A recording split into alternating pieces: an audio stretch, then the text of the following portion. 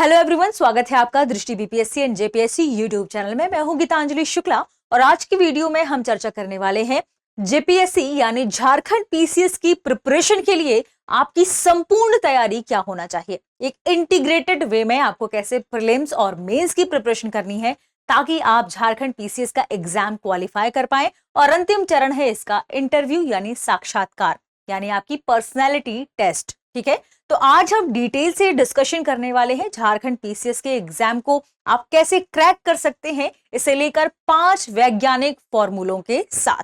तो संपूर्ण रणनीति हम 5 वैज्ञानिक फॉर्मूलों के साथ डिस्कस करने वाले हैं। ये वीडियो उनके लिए भी है जो अभी कॉलेज में है या जो अभी प्लान कर रहे हैं झारखंड पीसीएस की प्रिपरेशन करने के लिए। तो ध्यान रखना है, प्रीलिम्स इनका अभी हुआ है उनके लिए बहुत जरूरी होगा क्योंकि हम मेंस को लेकर पूरी रणनीति डिस्कस करने वाले हैं। इसके अलावा वो बच्चे जो अभी शुरुआत कर ही रहे हैं, जिनका टारगेट 15वीं 16वीं जीपीएससी है, उनके लिए भी हम प्रीलिम्स प्लस मेंस पूरी रणनीति को यहां डिस्कस करेंगे। तो सबसे पहले आपकी पढ़ाई को लेकर, आपकी किताबों को कैसे आपको पढ़ना चाहिए, कैसे सारी चीजें तैयार करनी चाहिए, इसके लिए हम पेस फॉर्मूले को डिस्कस करेंगे। दूसरा, आपको नोट्स कैसे बनाने हैं, इसके लिए हम लीन फॉर्मूला डिस्कस करेंगे। आपको याद कैसे रखना है सारी चीजों के फैक्ट को, कैसे आप उन्हें मेमोराइज कर पाएंगे, इसके लिए हम आपको रिकॉल फॉर्मूला बताएंगे।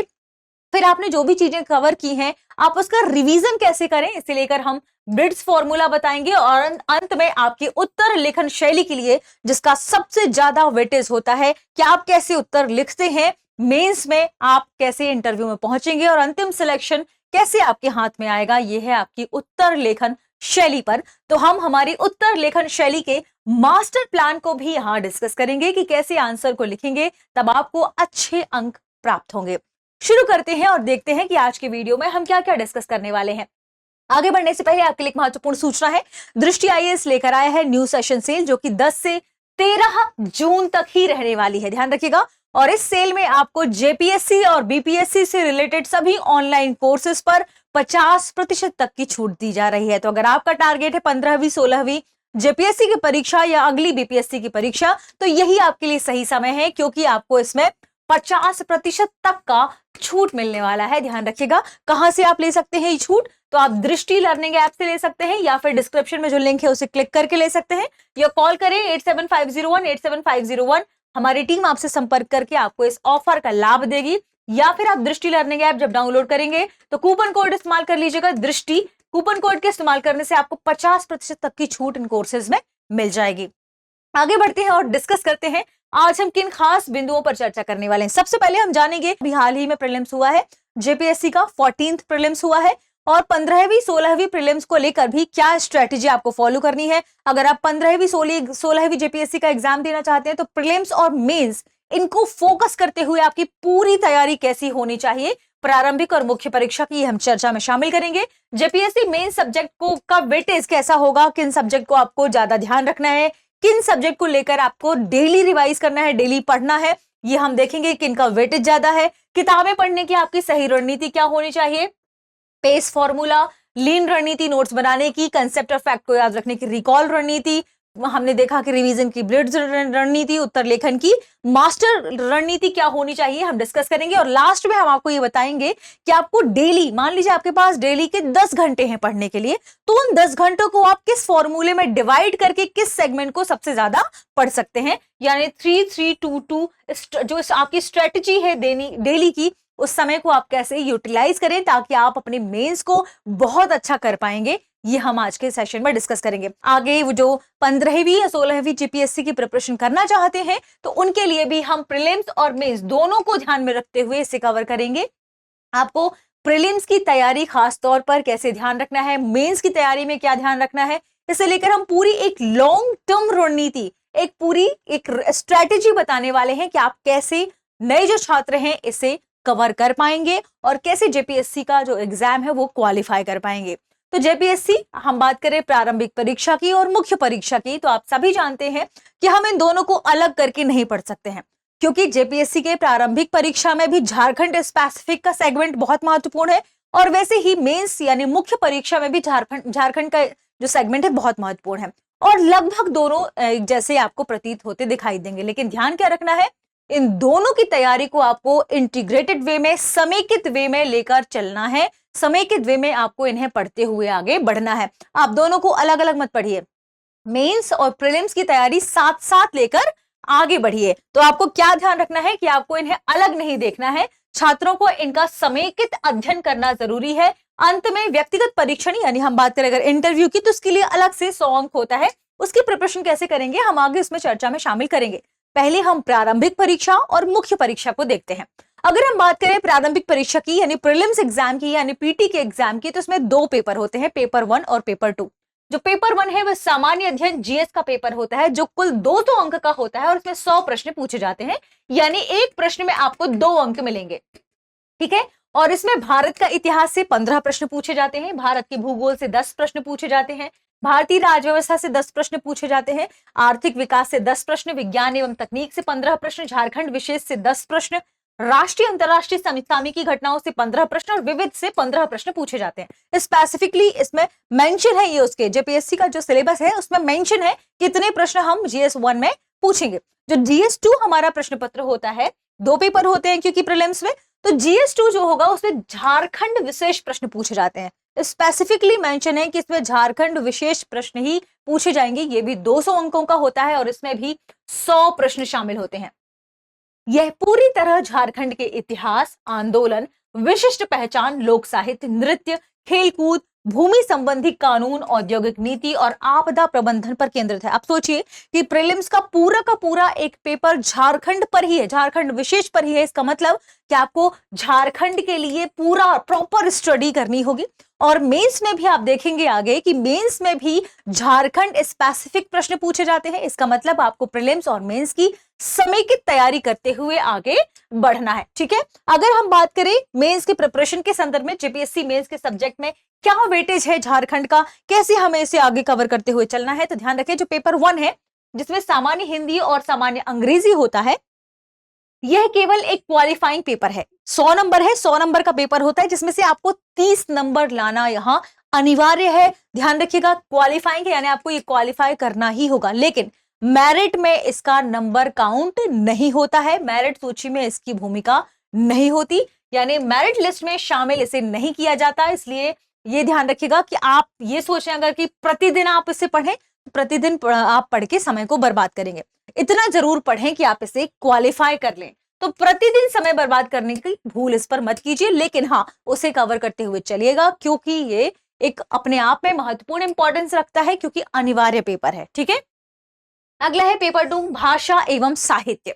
ये 150 अंक का होता है, लेकिन ये बहुत महत्वपूर्ण पेपर है। अगर आप इसमें 100 प्लस से ज्यादा स्कोर कर लेते हैं तो ये आपकी मेरिट में बहुत ज्यादा इंपॉर्टेंट पेपर माना जाता है, यानी आपकी मेरिट लिस्ट में आपके नाम को और आगे ले जा सकता है।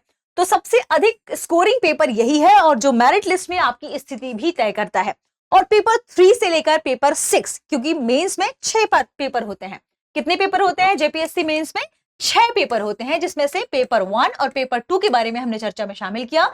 पेपर नंबर 3 से लेकर पेपर नंबर 6, ये जो 4 पेपर होते हैं ये जीएस के पेपर होते हैं, जनरल स्टडीज के पेपर होते हैं, लेकिन इनके बीच में भी झारखंड में डिस्कशन शामिल है। ध्यान रखें, अगर हम बात करें पेपर 3 से पेपर 6 के बारे में, जो सामान्य अध्ययन के पेपर हैं, प्रत्येक प्रश्न ये 200 अंक के हैं। तो ये जो 200 अंक के हैं ये कितने हो गए? 800 नंबर के हो गए। ठीक है, 800 अंक के हो गए। और पेपर 2 का कितना है? 150 अंक। चलिए काउंट कर लीजिए, क्योंकि पेपर 1 तो क्वालिफाइंग है, इसमें मेरिट लिस्ट नहीं बनती है। ये ध्यान रखिएगा कि 200 अंकों के होते हैं, यानी कुल 800 अंक। यहाँ पारंपरिक विवरणात्मक, यानी जो हम डिस्क्रिप्टिव आंसर लिखते, आंसर राइटिंग करते हैं ना, कि सबसे पहले हमें उस आंसर की भूमिका देनी है, फिर उसकी मेन बॉडी लिखना है, फिर उसका निष्कर्ष लिखना है। ये प्रॉपर जो हम डिस्क्रिप्टिव आंसर लिखते हैं, ये पेपर जीएस के जो पेपर है उनमें हमें ऐसे ही आंसर लिखना होता है। उत्तर लेखन हमें इसी शैली में लिखनी होती है, विवरणात्मक शैली में। अब हम जानते हैं पेपर 1 से पेपर जो हमारे 6 हैं उनके बारे में, कौन कौन से विषय इसमें शामिल है। पेपर 1 में सामान्य हिंदी एवं सामान्य अंग्रेजी है, जो कि 100 अंक का होता है और केवल क्वालिफाइंग नेचर का है। 30 अंक आपको लाना होगा, इसके अंक मेधा सूची में नहीं जुड़ते, जैसा कि हमने देखा। पेपर 2 की बात करें, जो भाषा एवं साहित्य का है, इसमें 15 भाषाओं में से एक के बारे में इसमें शामिल किया जाता है और ये 150 अंक का है। और मेरिट लिस्ट के लिए ये बहुत ही महत्वपूर्ण स्कोरिंग पेपर होता है। इसलिए 100+ इसमें अगर आप लाते हैं तो ये आपको मेरिट लिस्ट में लेकर जाता है। तो कोशिश करिएगा कि आप इसमें ज्यादा से ज्यादा अंक अर्जित करें। पेपर नंबर 3 है सामाजिक विज्ञान, इतिहास एवं भूगोल से संबंधित, जो 200 अंकों का है। इसमें 40% प्लस अनिवार्य रूप से झारखंड राज्य से संबंधित है। आपने देखा जो पेपर 3 है उसमें 40% प्रश्न क्या है, अनिवार्य रूप से झारखंड के बारे में पूछे जाते हैं। आपने देखा कि प्रीलिम्स में भी दूसरा पेपर पूरा स्पेसिफिक झारखंड है और मेंस में भी आपने देखा कि झारखंड से पूछा जा रहा है। इसका मतलब आपको डे 1 से झारखंड पर फोकस करना शुरू करना होगा। डे 1 से आपको सबसे ज्यादा जो ध्यान रखना होगा जीएस के साथ वो झारखंड पर देना होगा। पेपर नंबर 4 भारतीय संविधान, राज्य व्यवस्था, लोक प्रशासन एवं सुशासन, 200 अंकों का है। इसमें बुनियादी, देखिए अगर आपने सिलेबस देखा होगा मेंस का तो आपने उसमें देखा होगा कि कीवर्ड्स लिखे हुए हैं। अगर उसमें भारतीय संविधान, राज्य व्यवस्था, लोक प्रशासन के बारे में चर्चा की गई है तो उसमें हर एक चीज का कीवर्ड्स है। जैसे बुनियादी ढांचे, बेसिक स्ट्रक्चर को आपको पढ़ना ही पढ़ना है। कुछ बुनियाद बिल्कुल कीवर्ड्स है जिन्हें आपको, मौलिक अधिकार आपको पढ़ने ही पढ़ने हैं। तो कुछ कीवर्ड्स आपको ध्यान रख के चलना है, जैसे बुनियादी ढांचा, जैसे न्यायिक पुनरावलोकन यानी जो जुडिशियल रिव्यू की हम बात करते हैं।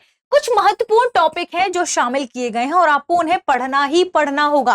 ध्यान रखें, एग्जाम्पल के तौर पर मैंने आपको ये शामिल किया।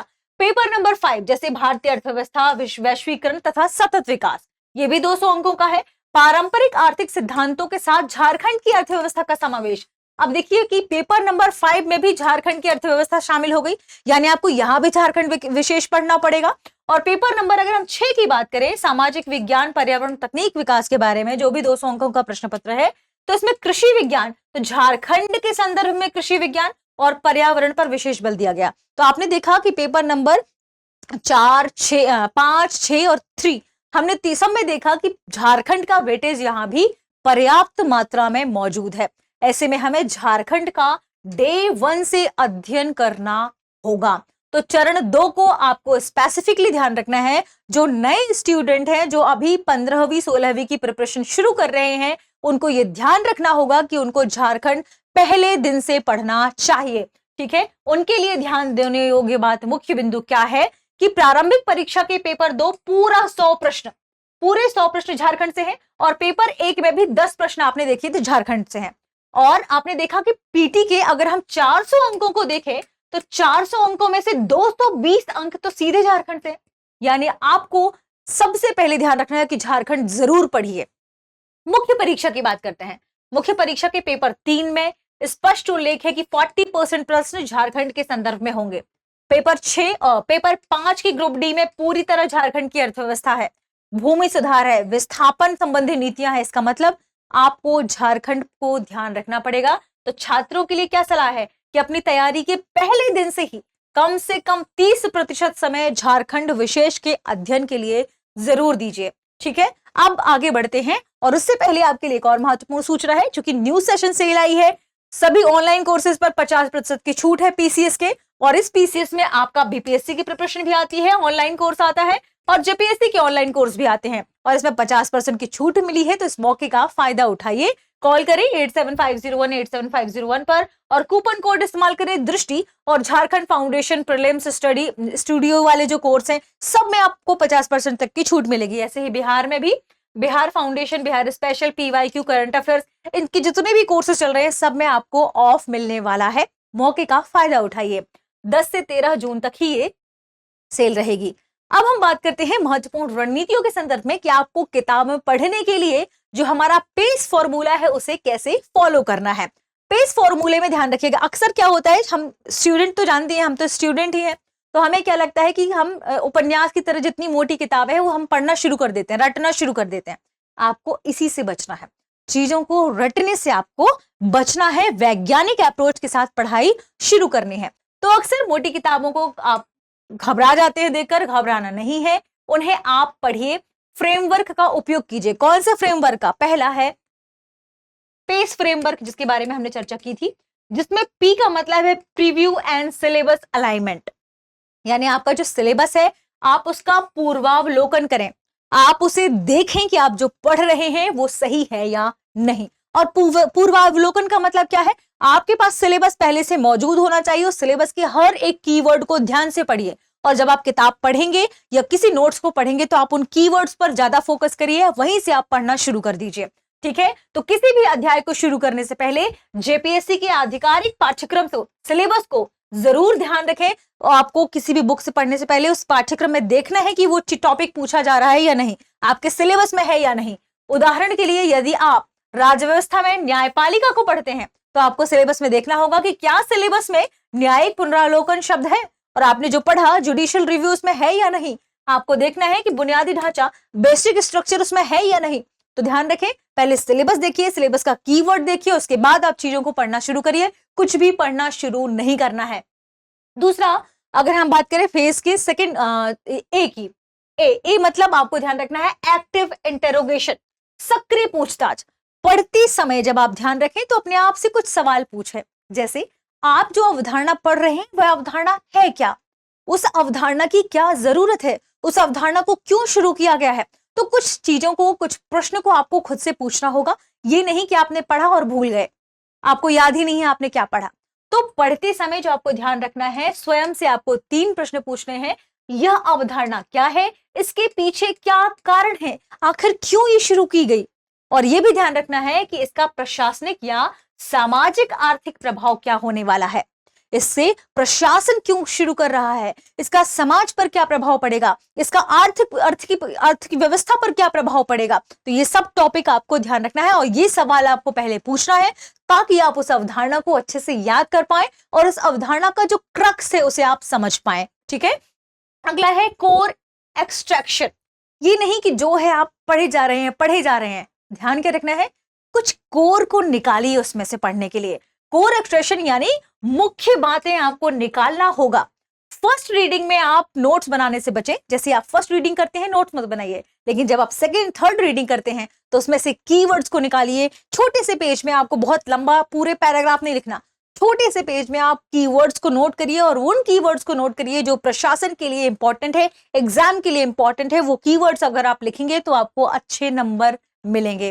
तो ध्यान रखिएगा कि आपको महत्वपूर्ण डेटा, नीति आयोग की रिपोर्ट्स या प्रशासनिक सुधार आयोग एआरसी की सिफारिशों आदि को पेंसिल से अंडरलाइन करते हुए चलना है फर्स्ट रीडिंग में। जब आप आगे 2-3 रीडिंग करेंगे तब आप कीवर्ड्स को निकालते हुए पढ़ते चलें। फेज में हमारा अंतिम है ई का मतलब होता है कि आपने जो पढ़ा पीवाई। देखिए, पीवाईक्यू बहुत इंपॉर्टेंट है किसी भी सेगमेंट में। अगर आपने प्रीवियस ईयर के क्वेश्चन नहीं देखे हैं तो आपको ये समझ में ही नहीं आएगा कि प्रश्न कैसे पूछे जाते हैं, और अगर आपको ये समझ में नहीं आएगा तो आप ये कैसे पढ़ेंगे कि हमें ऐसे पढ़ना है। क्योंकि पीवाईक्यू से हमें एक डायरेक्शन मिलता है कि हाँ, ऐसे प्रश्न पूछे गए हैं तो हमें इस विषय को इस तरीके से पढ़ना है, हमें ऐसे फैक्ट नोट करने हैं, हमें ऐसे फैक्ट याद करने हैं। इसलिए यहाँ पीवाईक्यू बहुत इंपॉर्टेंट हो जाता है। तो evaluation view of PYQ, PYQ के माध्यम से आपने जो भी चीजें पढ़ी हैं उसका मूल्यांकन करना बहुत जरूरी है, बेहद जरूरी है। तो चैप्टर खत्म होते ही पीवाईक्यू को उठाकर देखिए कि आपने जो पढ़ा है वहां से आयोग ने मुख्य परीक्षा में 40 अंकों के स्तर का प्रश्न पूछा है या नहीं, किस प्रकार का प्रश्न पूछा है, आप उसे लिख पाएंगे, क्या आप उसे समझ पाएंगे, क्या आप उसे पढ़ पा रहे हैं, आपने जो चीजें पढ़ी क्या आप उसमें लिखने के में सक्षम हैं। ध्यान रखें, ये बहुत जरूरी है। इसी तरीके से आपको नोट्स प्रिपेयर करना है, किताबों को पढ़ना है। किताबों को पढ़ने के बाद अब आप नोट्स कैसे बनाएं ये इंपॉर्टेंट है। तो नोट्स बनाने की रणनीति है लीन रणनीति, लीन स्ट्रेटेजी। क्या है लीन स्ट्रेटेजी? मुख्य परीक्षा के समय आपको 200-200 अंकों के विस्तृत सामान्य अध्ययन पेपर का फास्ट रिवीजन करना होता है, और इस फास्ट रिवीजन के लिए आपको नोट्स की जरूरत पड़ती है। छोटे छोटे क्रक्स नोट्स होंगे, विस्तार से आप नहीं पढ़ पाते, उस समय बहुत कम समय होता है।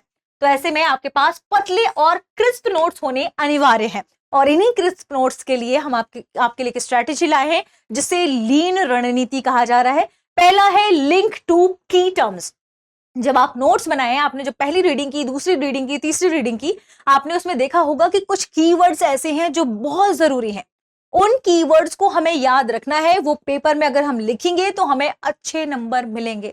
तो पाठ्यक्रम के जो शब्द हैं आप उन शब्दों को जुटाइए। अगर आप इकोनॉमी का पेपर दे रहे हैं तो इकोनॉमी की शब्दावलियों को अपने पास जुटाइए, उन कीवर्ड्स को अपने पास रखिए। अगर आप राज्य व्यवस्था का पेपर दे रहे हैं तो राज्य व्यवस्था से संबंधित जो कीवर्ड्स हैं उन्हें आप अपने पास रखिए। और यही है मुख्य परीक्षा में नोट्स बनाने की सबसे अच्छी रणनीति, और उन्हें रिवाइज करने की बहुत कम समय में क्रिस्प रिवीजन की रणनीति। तो लिंक टू कीवर्ड्स, पाठ्यक्रम के शब्दों से जुड़ना। आपके नोट्स केवल पाठ्यक्रम के कीवर्ड जैसे छोटा नागपुर का काश्तकारी अधिनियम, संथाल परगना काश्तकारी अधिनियम, सुशासन, सतत विकास, इन्हीं के इर्द गिर्द होने चाहिए, कहीं दूसरे या बाहर नहीं जाना है। ठीक है। लीन में जो दूसरा शब्द है वो है ई। ई मतलब एग्जैक्ट। आप देखिए हर एक चीज जो भी लिखा है सब कुछ आप कॉपी करें, नहीं, ये संभव नहीं है। आपको अगर एक पेज का आंसर लिखना है तो उसमें से कुछ कीवर्ड्स ही लिखिए, कुछ कीवर्ड्स को नोट्स में नोट करिए, पूरा मत छापिए, सारा कॉपी मत कीजिए। तो एग्जैक्ट डोंट कॉपी। एग्जैक्ट को जो बिल्कुल जैसा लिखा हुआ है उसी तुरंत कॉपी मत करिए। एग्जैक्ट मतलब पैराग्राफ जो लिखा हुआ है उस पूरे पैराग्राफ को कॉपी करने से आपको बचना है। तो एक्सट्रैक्ट को कॉपी करने से बचे, डोंट कॉपी टू एक्सट्रैक्ट। ध्यान रखें, हर एक चीज जो लिखा हुआ है उसे पूरा कॉपी करने से आपको बचना है। किताबों के वाक्यों को दोबारा कॉपी मत करिए, बुलेट पॉइंट्स में लिखिए, मुख्य सिद्धांतों को लिखिए, प्रशासनिक जो कीवर्ड्स हैं केवल आप उन्हें लिखिए। लीन में जो थर्ड है वो है ए, यानी anchor with data and articles. जो आपके पास डेटा है, अनुच्छेद है, उनको आप समावेश करते हुए चलिए, है ना, आपको उन्हें लिंक करते हुए पढ़ना है। तो पेपर 4 के लिए आपको महत्वपूर्ण अनुच्छेद को नोट करना होगा, याद करना होगा। पेपर 5 के लिए आपको झारखंड आर्थिक सर्वेक्षण और झारखंड का जो बजट है उसके जो नए नवीन आंकड़े आए होंगे उन आंकड़ों के साथ आपको उन्हें नोट में नोट करते चलना है। आपके पास जो नोट्स है तो नए आंकड़ों को आपको उसमें ऐड करते हुए चलना है, स्थायी रूप से आप उन्हें अपने नोट्स में स्थान दे दीजिए। और अगला है एन, यानी नो टेक्स्ट विजुअल्स। अब ये नो टेक्स्ट विजुअल्स का मतलब क्या है? अब आपसे पूछा जाए ये नो टेक्स्ट विजुअल का मतलब क्या है कि अब आपको लिखना नहीं है, माइंड मैप बनाइए, फ्लो चार्ट बनाइए और इस तरीके से याद करिए। नोट्स आपको ऐसे ही बनाना है। आपको कैसे करना है? नोट्स के प्रत्येक पृष्ठ पर आपको कम से कम एक माइंड मैप बनाना है, फ्लो चार्ट बनाना है, या झारखंड का एक रफ मानचित्र अवश्य बनाइए ताकि मुख्य परीक्षा में उत्तर लिखते समय आपको सोचने में ज्यादा समय ना लगे और जल्दी आप उसे रिवाइज कर पाए, आपको हर चीज एक छोटे सी स्थान पर मिल जाए। पूरा कई पेजेस को ढूंढने से पढ़ने से अच्छा है आपने जो तुरंत छोटा सा क्रिस्प नोट्स बनाया है, जैसे मैप बना के बता दिया, जैसे छोटा सा फ्लो चार्ट बना दिया, पाई डायग्राम बना दिया, इसी माइंड मैप बना दिया, और इस तरीके से आपको आसानी से चीजें आपकी एक नजर में सारी चीजें आपको होकर गुजर जाएंगी और आपको सब कुछ याद रहेगा, आप चीजों को भूलेंगे नहीं। तो ये है हमारे नोट्स बनाने की लीन रणनीति, स्ट्रेटेजी। अगला है कि अगर आपके पास कोई कंसेप्ट है, कोई फैक्ट है, तो आप उसे कैसे याद रखेंगे? उस कंसेप्ट और फैक्ट को याद रखने की हमारी रिकॉल रणनीति, रिकॉल स्ट्रेटेजी। क्या है रिकॉल स्ट्रेटेजी? सिविल सेवा में केवल पढ़ना पर्याप्त नहीं है, बल्कि परीक्षा भवन में उस ज्ञान को सटीकता से याद रखना, सटीकता से उस प्रश्न पत्र पर लिखना, ये बड़ी चुनौती है। और इसी बड़ी चुनौती से निपटने के लिए जरूरी क्या है कि आपके पास जो फैक्ट कंसेप्ट है आप उन्हें रिकॉल कर पाए। और रिकॉल कैसे कर पाएंगे? आपको बार बार रिवाइज करना पड़ेगा, आपको बार बार चीजों को एलेबोरेट, जो भी आपका एलेबोरेट करने का स्टाइल है वो से आप नोट करिए कि किस तरीके से आप चीजों को याद कर पाते हैं। आपको चंक के रूप में, छोटे छोटे चंक के रूप में बनाना होगा याद करने के लिए। आपको सारे एल्गोरिथम को समझना होगा कि आपको कैसे पढ़ना है, और इसे हमने रिकॉल रणनीति कहा है। रिकॉल में सबसे पहले है आर, रिट्रीवल प्रैक्टिस। आपको सक्रिय स्मरण करना होगा। आपने जो भी चीजें पढ़ी हैं, किसी विषय को जब आप पढ़ा आपने, तो किताब को बंद करिए और किताब को बंद करके अपने दिमाग को यह आदेश दीजिए कि तुरंत आपको वो सारी कीवर्ड्स याद करके बताए जो आपने अभी पढ़ा है। आपने जो पढ़ा है क्या वो आपको याद है? कोरे कागज में आप उसके कीवर्ड्स लिखिए। अगर आपको याद है तो ये आपकी रिकॉल करने की सबसे अच्छी रणनीति का पहला स्टेज है। यानी किताब बंद करके अगर आप चीजों को याद कर पा रहे हैं, कोरे कागज में आप कीवर्ड्स लिख पा रहे हैं, इसका मतलब आपका माइंड उस चीज को एक्सेप्ट कर चुका है, आपने उस चीज को पढ़ लिया है, जो आपने देखा वो चीजें आपको याद हो गई हैं, उसे आप लिखने का प्रयास कीजिए। यह दिमाग की कसरत के लिए सबसे उत्तम विधि है। दूसरा रिकॉल में हमारे पास है ई। तो आपको एलिबरेटिव एक्सप्लेनेशन चाहिए, सरल भाषा में व्याख्या करिए। यदि कोई विषय जटिल अवधारणा के साथ है, जैसे पेपर 5 की बात करें मौद्रिक नीति है, पेपर 6 की बात करें कि आपके पास सेल्स साइकिल आ गया, आप इसे कैसे याद करेंगे? तो आपको इसके लिए जरूरी क्या है कि समझ में अगर आपको नहीं आ रहा है तो उसकी व्याख्या आप समझिए कि आप स्वयं एक शिक्षक हैं, आपको किसी को समझाना है, तो आपको उसे कैसे समझाएंगे? आप किसी को उसी तरीके से सरल भाषा में समझाने का प्रयास करेंगे, उसे हम कहते हैं एलिबरेटिव एक्सप्लेनेशन। सी है चंकिंग ऑफ हैवी फैक्ट्स। कोई बहुत बड़ा तथ्य है, उसे छोटी छोटी तथ्यों में याद करिए, छोटी छोटी तथ्यों के रूप में उसे लिख लीजिए, और इसी आधार पर जब आप याद कर पाएंगे, देखिए बहुत बड़ा हैवी लग रहा है कोई कंसेप्ट, तो आप उसे कंसेप्ट के कीवर्ड ढूंढिए, छोटे छोटे तथ्यों में लिखिए, और फिर अपने आप को मेमोराइज कराइए कि ये चीजें इसके अंदर है, ये इस तथ्य का क्रक्स हो गया, आपको चीजें याद हो जाएंगी। तो यदि आपको सीएनटी और जैसे हम छोटा नागपुर पठार के काश्तकारी अधिनियम की बात करते हैं, एसपीटी की बात करते हैं, तो इनकी धाराएं याद करना है, या झारखंड की 32 जनजातियों की विशेषताएं याद करना है, तो नहीं याद रखने में आपको कठिनाई होगी। ऐसे में क्या करिए, छोटे छोटे तार्किक समूहों में इन्हें विभाजित कर लीजिए, चंक्स में विभाजित कर लीजिए, और फिर आप इन्हें याद करिए। अगली है हमारी एसोसिएशन टेक्निक। एसोसिएशन टेक्निक का मतलब क्या है, संबद्धता। आपने जो भी कोई ऐतिहासिक चीज पढ़ी है, पुरानी चीज पढ़ी है, वर्तमान के साथ उसे जोड़कर जरूर पढ़ें। ध्यान रखें, ऐतिहासिक घटनाओं या भौगोलिक तथ्यों को आपको वर्तमान के समसामयिक मुद्दों से, करंट अफेयर से जोड़कर पढ़ते हुए चलना है, ताकि आप चीजों को मेमोराइज कर पाएं, आप चीजों को याद कर पाएं। और अगला हमारा है लेयर्ड रिपीटेशन, समयबद्ध दोहराव। आपको एक खास रणनीति, एक वैज्ञानिक अप्रोच अपनाना पड़ेगा कि सबसे पहले आपने जो पढ़ा, आपको 1 महीने में उसे रिवाइज करना है, आपको उसे 7 दिन में रिवाइज करना है, आपको उसे 3 दिन में रिवाइज करना है, और इस वैज्ञानिक अप्रोच के साथ आप रिकॉल कर पाएंगे हर एक चीज, हर एक तथ्य, हर एक फैक्ट, उस कंसेप्ट को आपको याद रहेगा, आप कुछ भी नहीं भूलेंगे। तो परीक्षा भवन तक हर पढ़े हुए कंसेप्ट फैक्ट को लेकर जाना है, उन्हें प्रश्न पत्र में लिखना, ये सबसे बड़ी चुनौती है, और इसी से आप बाहर निकलेंगे हमारी रिकॉल स्ट्रेटेजी के साथ, जिसके बारे में हमने डिस्कस किया। 24 घंटे में रिवाइज करिए, 7 दिन में रिवाइज करिए, 30 दिन में रिवाइज करिए, और ऐसे रिवाइज की जो रणनीति है वो आपको परीक्षा भवन के मेंस एग्जाम में सबसे अधिक अंक लेकर लाने में सहायता करेगी। अगला है रिवीजन की रणनीति। आपको चीजें कैसे रिवाइज करनी है। अभी तक तो हमने देखा कि कंसेप्ट फैक्ट को कैसे याद करना है, अब इंपॉर्टेंट है कि आपने ये सब कुछ याद कैसे किया। तो याद करने के लिए हमारे पास है ब्लिट्ज तकनीक। ब्लिट्ज तकनीक में हम डिस्कस करेंगे कि 75 दिनों की अंतिम समयावधि में आपकी रिवीजन की रणनीति कैसी होनी चाहिए, और इसे ही ब्लिट्ज की तरह होना चाहिए। ब्लिट्ज मैंने सबसे पहले बी यानी ब्लॉक टाइम एलोकेशन, आपको समय ब्लॉक करना होगा कि आपको ये इतने समय के लिए रिवाइज करना ही है। जैसे आप एक दिन पढ़ाई करने के लिए आपके पास 10 घंटा है, उसमें से आप 3 घंटा दीजिए जो आपने पिछला पढ़ा है उस सबको रिवाइज करने के लिए, सारा रिवाइज करिए। तो क्या है, आपके दैनिक अध्ययन के समय में से कम 2 से 3 घंटा केवल और केवल पहले पढ़े गए विषयों को रिवीजन करने के लिए आप दीजिए। अगर आप रिवीजन के लिए नहीं रखेंगे, रिवीजन नहीं करेंगे, तो आपको सारी चीजें भूल जाएंगे, और इसी का नतीजा है कि आप जब प्रश्न पत्र को देखते हैं तो आप ऑप्शन में ना कंफ्यूज होते हैं कि ये आंसर सही है या ये आंसर, पढ़ा तो सब है लेकिन रिवीजन नहीं है, रिवीजन नहीं है तो याद नहीं आ रहा, एग्जैक्ट याद नहीं आ रहा, इसलिए प्रश्न से आप चूक जाएंगे। तो जो आगे बढ़ा वही है जो रिवीजन करके गया है, तो चीजों को रिवाइज करते हुए चलना है। अगला है लेयर्ड इंटीग्रेशन, परतदार एकीकरण। ये है क्या?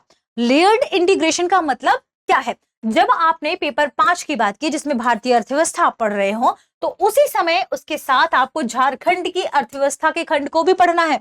झारखंड की अर्थव्यवस्था के खंड को उसी के साथ समाहित करते हुए चलना है। यह आपकी लेयर्ड अप्रोच को दिखाता है कि जब आपने अर्थव्यवस्था के बारे में पढ़ा, भारत की अर्थव्यवस्था के बारे में पढ़ा, तो भारत में ही झारखंड भी है, तो झारखंड की अर्थव्यवस्था को भी साथ में पढ़ते हुए चलिए। और यही लेयर्ड अप्रोच है जो आपको याद रखेगा, रिवीजन करवाएगा। ऐसे में क्या होगा, इसमें दोनों खंडों का आपको दोहराव एक साथ हो जाएगा। लेयर्ड रिवीजन इसी को कहते हैं। अगला है देखिए अब क्या है, जैसे आपके पास बहुत सारे विषय हैं, अब इन विषयों को आपको किसी तरीके से तो पढ़ना पड़ेगा, तो इन सभी विषयों को एक मिश्रित अप्रोच से अध्ययन करने के लिए जो ब्लिट्ज तकनीक में आई है वही है इंटरलीव्ड सब्जेक्ट्स। ऐसे सब्जेक्ट, ऐसे विषय जिन्हें मिश्रित करके पढ़ा जा सके। तो पूरे दिन केवल एक ही पेपर पर पढ़ते रहना वैज्ञानिक रूप से सही नहीं है। आपको एक दिन में कई सारे सब्जेक्ट्स को मिश्रित करते हुए पढ़ना है। तो अपने मस्तिष्क की उत्पादकता को बनाए रखने के लिए आप एक दिन में कम से कम 2 अलग अलग स्वभाव के विषयों जैसे इतिहास के साथ आप विज्ञान और तकनीक को पढ़िए, इनका रिवीजन करते हुए चलिए, और यही रिवीजन आपके लिए अंततः कारगर होगा। अप्रोच देखिए, एक ही तरीके का रिवीजन नहीं, एक साथ 2-3 विषयों का रिवीजन करेंगे अगर आप, तो आपके दिमाग में मल्टीपल चीजों को याद रखने की जो क्षमता है वो बढ़ेगी। एक ही चीज को याद करते रहेंगे तो वो मल्टीपल चीजों को याद रखने की क्षमता कमजोर होती चली जाती है। अगला है टी, टेस्ट ड्राइवन रिवीजन। मूल्यांकन का सबसे अधिक और बढ़िया तरीका होता है आपको टेस्ट देके हुए चेक करना है। तो मूल्यांकन आधारित सुधार करना है, अपने आप को टेस्ट दीजिए कि क्या मैं ये कर पा रहा हूँ, क्या मैं ये याद कर पा रहा हूँ, क्या मैं चीजें लंबे समय तक याद कर रख पाऊंगा। ऐसे में क्या होगा, टेस्ट सीरीज लिखने के बाद अपनी कमियों को आप पहचान पाएंगे। तो अपनी कमियों को पहचानिए, केवल उन्हीं टॉपिक्स को नोट्स से दोबारा गहराई से रिवाइज कीजिए जहां आपसे गलती हुई है, और इसीलिए आपको वो क्रक्स नोट्स बनाने की जरूरत है ताकि रिवाइज करते समय आप अपने समय को बचा पाएं, समय की बचत कर पाएं। और अगला है zero in on high yield zones, यानी मुख्य स्कोरिंग क्षेत्रों पर आपको ज्यादा ध्यान देना है। जो विषय बहुत स्कोरिंग है, जिनसे अक्सर प्रश्न पूछे जाते हैं, जो अक्सर हर बार पेपर में पूछा जाता है, आपको उस टॉपिक को जरूर पढ़ना है। ठीक है, तो आपको क्या ध्यान रखना है कि अंतिम समय में उन 20% टॉपिक्स को चुनिए जो परीक्षा में 80% अंकों का आधार बनते हैं। जैसे पेपर 2 भाषा और साहित्य, जैसे पेपर 3 और 5 झारखंड विशिष्ट प्रश्न, इन्हें आप स्पेसिफिकली 80% आपको लास्ट मोमेंट पे इन्हीं पे ध्यान देना है। ठीक है, ध्यान रखिएगा, इन चीजों को आपको फॉलो करना है। ये थी हमारी ब्लिट्ज तकनीक, रिवीजन की तकनीक। आगे हम देखते हैं कि आपको उत्तर लेखन की मास्टर तकनीक में क्या ध्यान रखना है। उत्तर लेखन की मास्टर तकनीक में सबसे पहले शब्द आता है एम। एम का मतलब क्या है, मैप एंड डायग्राम। उत्तर में जो सबसे पहले देखिए, उत्तर लिखने वाला आपको नहीं जानता, चेक करने वाला आपको नहीं जानता। आपकी कॉपी से वो ये मूल्यांकन करेगा कि आपने इस उत्तर को कितना सही लिखा है, कितना सही समझा है। और सही समझने, सही दर्शाने के लिए जरूरी क्या है, कम शब्दों में चीजों को प्रेजेंट करना।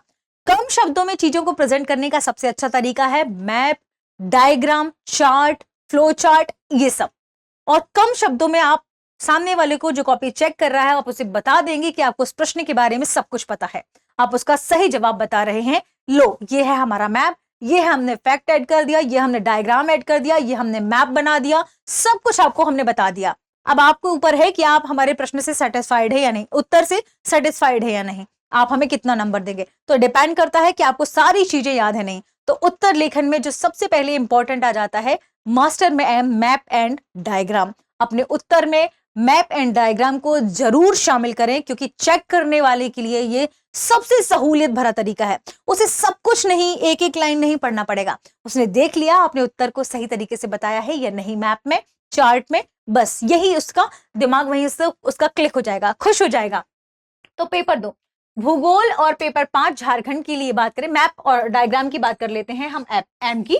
ठीक है, तो मानचित्रण, तो पेपर 3 जैसे भूगोल, पेपर 5 जैसे झारखंड का खनिज उद्योग, इनका रफ मैप और फ्लो चार्ट अनिवार्य रूप से प्रयोग करिए। लिखिए, उत्तर आंसर राइटिंग में लिखिए, बहुत आसान है सामने वाले को समझाने के लिए, ये हमने बता दिया। अगला है ए, एडमिनिस्ट्रेटिव अप्रोच, प्रशासनिक दृष्टिकोण। उत्तर लिखते समय आपकी भाषा एक भावी प्रशासनिक अधिकारी की तरह भाषा होनी चाहिए। और इसी के लिए मैंने आपको कहा था कि आपको हर एक विषय की कीवर्ड्स को नोट करते हुए चलना है। अगर आप हर विषय की कीवर्ड्स को नोट करेंगे तो वो कीवर्ड्स आपके दिमाग में बार बार आएंगे, और अगर वो कीवर्ड्स बार बार आएंगे, इसका मतलब कि आपने उस प्रश्न पत्र की जो एग्जैक्ट डिमांड है, प्रशासनिक भावी अधिकारी की जो एग्जैक्ट डिमांड है, आपने उसे पकड़ लिया है, आपने उसे समझ लिया है। तो प्रशासनिक भावी प्रशासनिक अधिकारी जैसी भाषा आपके पास होनी चाहिए। उसके लिए आप उसके कीवर्ड्स को जरूर समझिए, जिसमें समस्याओं के साथ व्यवहारिक समाधान भी शामिल हों। अगला है स्ट्रक्चर, संरचना। आप जानते ही हैं एक उत्तर की सही संरचना क्या होती है। सबसे पहले उसका इंट्रोडक्शन, आप उसकी भूमिका बनाइए, फिर आप उसकी मेन बॉडी लिखिए। उस प्रश्न की जो सबसे ज्यादा डिमांड है उस उत्तर में लिखने की, वो मेन बॉडी बनाइए, और अंततः आप उस पूरे आंसर का कंक्लूजन लिखिए, निष्कर्ष लिखिए। यही उत्तर का एक बेस्ट स्ट्रक्चर होता है। तो उत्तर, प्रत्येक उत्तर की एक स्पष्ट भूमिका होनी चाहिए, मुख्य भाग यानी उसका बॉडी होनी चाहिए, और एक संतुलित सकारात्मक निष्कर्ष होना चाहिए जो ये बैलेंस करता हुआ चले। हमने ये चीजें चर्चा में की और ये इसका अंततः निष्कर्ष हो सकता है। ठीक है, ये था स्ट्रक्चर।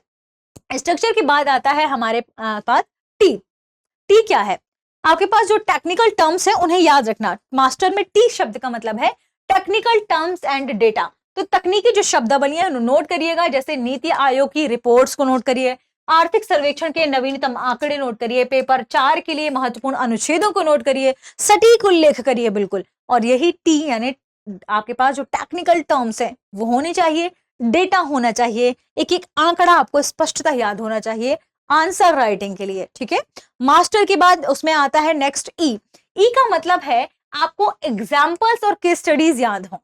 ई का मतलब है एग्जाम्पल। किसी उत्तर को अगर आप ज्यादा ऑथेंटिक बनाना चाहते हैं, कि आप चाहते हैं कि सामने वाला आपका उत्तर पढ़े और उसे समझे कि आपने जो लिखा है वो सही है, तो जरूरी क्या है कि आप उसमें एग्जाम्पल दें, आप उसमें केस स्टडी करके का जिक्र करें, जिससे सामने वाले आपका जो आपने जो बात लिखी है वो बिल्कुल स्पष्ट हो जाएगी। अगर आप एग्जाम्पल देते हैं तो सामने वाले उससे सेटिस्फाइड होगा कि आपने जो लिखा है वो बिल्कुल सही लिखा है। तो झारखंड सरकार की विशिष्ट योजनाएं, जैसे पेपर 5 का ग्रुप डी, उसके तहत कल्याणकारी कार्यक्रम, पेपर 4 के तहत सुशासन यानी गुड गवर्नेंस के जो लाइव एग्जाम्पल है वो अपने उसमें लिखिए। ये आपकी एग्जाम उत्तर आंसर राइटिंग के लिए बहुत बढ़िया है। अगला है आर रिव्यू यानी रिवीजन। तो वीकली बेसिस पर अपने लिखे गए उत्तरों का आप स्वयं मूल्यांकन कीजिए अथवा किसी योग्य शिक्षा से उसकी जांच करवाइए और देखिए कि क्या आपने जो लिखा है वो सही है, क्या आप उससे सेटिस्फाइड है, उसमें आपको और क्या ठीक करना है, क्या ऐड करना है, क्या जोड़ना है, क्या घटाना है। और उत्तर लेखन की यही है मास्टर तकनीक। आगे हम बात करते हैं महत्वपूर्ण मुद्दे पर, वो ये है कि आखिर दैनिक समय का कितना कितना समय आपको इन्हें पढ़ने के लिए आवंटित करना है, कितने घंटे में क्या पढ़ना है, कितने घंटे में क्या पढ़ना है। तो मान लीजिए कि आपके पास दैनिक समय है कितना, 10 घंटा। मान लीजिए आपके पास दैनिक समय है 10 घंटा, 10 आवर्स ओनली, ठीक है। अब आपको इन 10 घंटों में अब इन 10 घंटों को कैसे डिवाइड करके चलना है, तो इसका बहुत ही सिंपल फॉर्मूला है 3-3-2-2 स्ट्रैटेजी। इस 10 घंटे को आप 3 + 3 घंटे में, 2 + 2 घंटे में डिवाइड करिए। 3 + 3 + 2 + 2 + 2 घंटे, ठीक है। स्लॉट 1 जिसमें आपको 3 घंटे का है, उसमें केवल आप जीएस कोर पेपर पढ़िए। जीएस कोर पेपर में क्या क्या है, पेपर 3, पेपर 4, पेपर 5, पेपर 6, जो हमने पेपर लास्ट में फर्स्ट एंड सेकेंड पेपर को छोड़कर पेपर 3 से पेपर 4 तक जो जीएस है, जनरल स्टडीज है, उसके 3 घंटे आप निश्चित कर लीजिए। पाठ्यक्रम के सीधे कीवर्ड्स, जैसे पेपर 4 में बुनियादी ढांचा, न्यायिक पुनरावलोकन, लोक प्रशासन के सिद्धांत, उनके शॉर्ट्स नोट्स बनाइए। 3 घंटों में सारी चीजें को कवर करिए। तो जीएस पेपर चारों को आपको 3 घंटे के स्लॉट के लिए निकाल के रखना है। जो दूसरा 3 घंटे का स्लॉट है वो पेपर 2 भाषा और साहित्य के लिए रखिए, क्योंकि इसे किसी भी स्थिति में आप नजरअंदाज नहीं कर सकते। 150 अंकों में से अगर आपको 100+ अंक लाने की रणनीति अपनाना है तो ये स्लॉट आपको फॉलो करना पड़ेगा। आपको 3 घंटे के स्लॉट में भाषा और साहित्य को रखना होगा। और जो सबसे इंपॉर्टेंट है वो है झारखंड को जरूर रखिए अपने स्लॉट में पहले दिन से। हमारा जो अगला तीसरा स्लॉट है, 2 घंटे का स्लॉट है, उसमें झारखंड विशिष्ट अर्थव्यवस्था, भूगोल और राज्य व्यवस्था को पढ़िए। तो पेपर 3 के भूगोल में 40% क्या है, झारखंड से संबंधित है, और पेपर 5 के ग्रुप डी में पूरी तरह झारखंड की अर्थव्यवस्था शामिल है। तो आपका पूरा का पूरा जो 2 घंटे का स्लॉट है आपको झारखंड के लिए ही रखना चाहिए। तो एक बहुत सेफ स्कोरिंग जोन है आपके लिए झारखंड स्पेशल, झारखंड का सेगमेंट। आप इसे प्रतिदिन 2 घंटे जरूर पढ़ें। और लास्ट का जो स्लॉट नंबर 4 2 घंटे के लिए है, उसमें हो उत्तर लेखन। अपने हिसाब से आप इसे चेंज भी कर सकते हैं, लेकिन जब खास तौर पर आप मेंस एग्जाम दे रहे हो तब जरूर ध्यान रखिए। जब आप मेंस एग्जाम दे रहे हो तो आपको डेली आंसर राइटिंग करनी है, और डेली आंसर राइटिंग में आपको बिना लिखे मुख्य परीक्षा पास करना तो संभव है ही नहीं, तो लिखना ही पड़ेगा। डेली आंसर राइटिंग करिए, प्रतिदिन कम से कम 2 दीर्घ उत्तरीय प्रश्नों को लिखने का अभ्यास करिए। इससे आपकी आंसर राइटिंग की प्रैक्टिस होगी, और जितनी ज्यादा आंसर राइटिंग प्रैक्टिस होगी आप उतने ज्यादा प्रश्नों को अटेम्प्ट कर पाएंगे, उतने ज्यादा नंबर ला पाएंगे, और यही आपके लिए सबसे बेस्ट रणनीति होगी कि आप इंटरव्यू तक जा पाए। इसलिए जरूरी क्या है कि आज हमने जितनी भी जो स्ट्रेटेजीज की बात की, 5 वैज्ञानिक तरीकों की बात की, कैसे आपको नोट किताबों को पढ़ना है, उसकी पेस फॉर्मूला उसका क्या है, नोट्स बनाने की रणनीति, लीन रणनीति क्या है, कंसेप्ट और फैक्ट को याद करने की रणनीति, रिकॉल विधि क्या है, रिवीजन की रणनीति, ब्लिट्ज विधि क्या है, उत्तर लेखन के लिए मास्टर फ्रेमवर्क क्या है, इन सभी को आपको फोकस करते हुए चलना है, इन सभी को आपको ध्यान रखते हुए पढ़ना है। और यही है जेपीएससी प्रीलिम्स प्लस मेंस को क्वालिफाई करने की बेस्ट रणनीति, सबसे बेस्ट तरीका। ठीक है, मिलते हैं हमारी अगले प्रोग्राम में, अगली वीडियो में कुछ खास और नई स्ट्रेटेजी के साथ आगे बढ़ेंगे, इंटरव्यू की स्ट्रेटेजी के साथ। तब तक आप सभी को बेहद आभार और शुक्रिया। अब एग्जाम की तैयारी को और बेहतर करने के लिए हमारे चैनल को लाइक, शेयर और सब्सक्राइब करना ना भूलें।